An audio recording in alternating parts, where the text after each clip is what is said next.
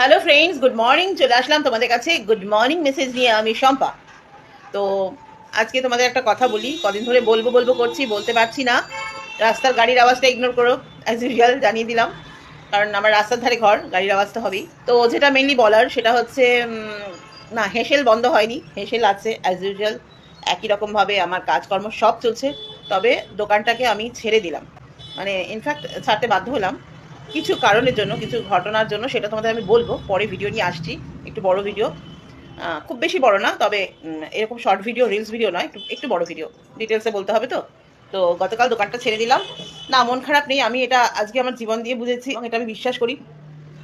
ঈশ্বর যেটা করান সেটা হয়তো আরও ভালো কিছুর জন্যই করান। চা এসে গেছে, ওর বাবাকে চা দিল করে। তো ঈশ্বর যেটা করেন ভালোর জন্যই করেন, হয়তো আরও ভালো কিছু নিশ্চয়ই আমার জন্য রেখেছেন তিনি। তো পরে আমি ভিডিও নিয়ে আসছি, ডিটেলসে বলবো। আপাতত এইটুকুনি, সঙ্গে থাকো।